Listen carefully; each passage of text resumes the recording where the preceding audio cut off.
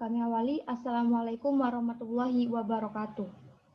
Kami dari kelompok 6 akan mempresentasikan mengenai penyelesaian sengketa lingkungan hidup dalam aspek hukum perdata.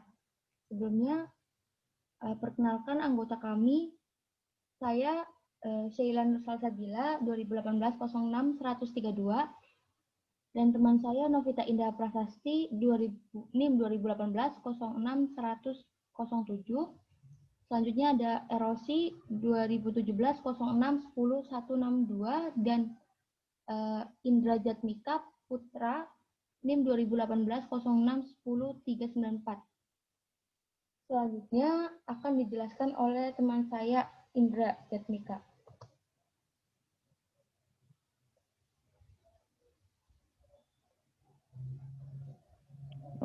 Dalam perspektif perdata,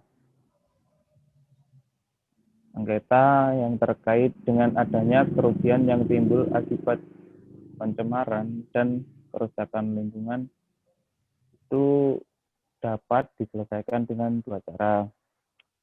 Yang pertama adalah dalam pengadilan, yang kedua di luar pengadilan.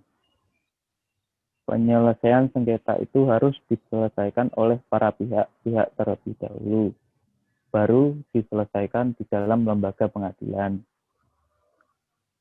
Gugatan melalui pengadilan hanya dapat ditempuh apabila upaya penyelesaian sengketa yang di luar pengadilan dipilih dan dinyatakan tidak berhasil oleh salah satu pihak yang bersengketa.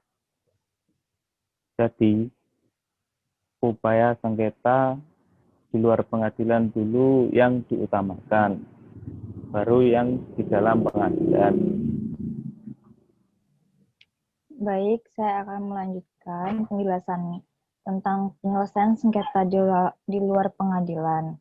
Penyelesaian sengketa di luar pengadilan dapat diselesaikan dengan cara mediasi dan arbitrasi. Nah, apa perbedaan mediasi dan arbitrasi? Mediasi itu penyelesaian sengketa melalui proses perundingan untuk memperoleh kesepakatan para pihak yang dibantu oleh mediator. Jadi, mediasi itu ruang lingkup masyarakat dengan pelaku usaha saja. Sedangkan arbitrasi itu cara penyelesaiannya sesuai dengan sengketa perdata di luar pengadilan umum yang didasarkan pada perjanjian arbitrase yang dibuat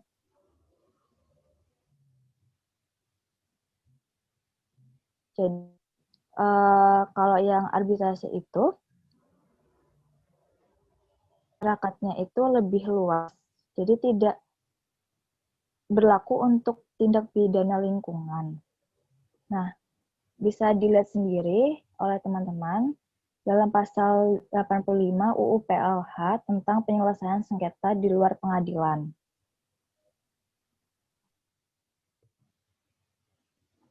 Baik, selanjutnya saya akan menjelaskan mengenai penyelesaian sengketa di dalam pengadilan. Nah, penyelesaian sengketa di pengadilan ini akan memunculkan pertanyaan bahwa siapa saja yang dapat diajukan dalam gugatan di pengadilan ini.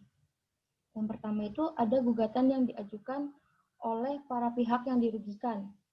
Nah, secara konkretnya bisa masyarakat. Nah, masyarakat ini dapat melalui gugatan perwakilan atau class action yang diatur dalam pasal 91 UU PPLH dan Perma nomor 1 tahun 2002. Nah, pokok gugatan sengketa ini ketika diajukan oleh masyarakat ini mempunyai kesamaan atau mempunyai hal yang dirugikan. Jadi mereka itu mempunyai kesamaan kerugian. Nah, misalnya gini, tidak bisa masyarakat Tanjung Priuk ikut-ikutan melakukan gugatan terhadap dampak yang dirasakan masyarakat Mampang, karena dampaknya ini tidak langsung dirasakan oleh masyarakat Mampang. Jadi tidak sembarang masyarakat dapat ikut-ikutan atau melakukan gugatan oleh masyarakat lain.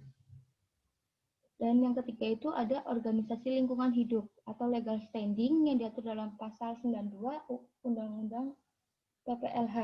Dan yang keempat itu pemerintahan dan pemerintah daerah diatur dalam pasal 90 UU PPLH. Selanjutnya teman-teman bisa lihat dari isi pasal 87 UU PPLH tentang penyelesaian sengketa di pengadilan. Nah, jadi apa yang dapat diminta di gugatan di pengadilan itu, yang pertama bisa ganti kerugian, dan yang kedua bisa berupa pemulihan.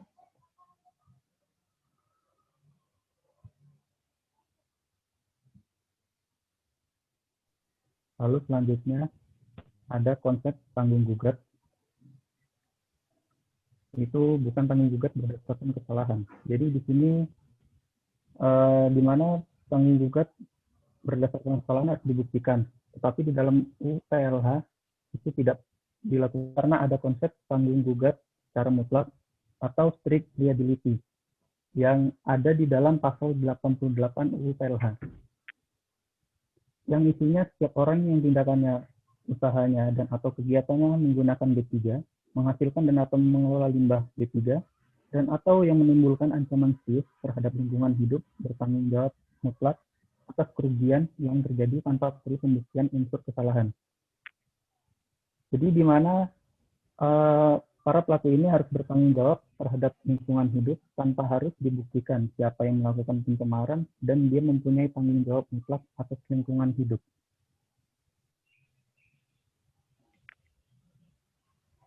Baik, sekian presentasi dari kelompok kami. Kurang lebihnya mohon maaf. Wassalamualaikum warahmatullahi wabarakatuh.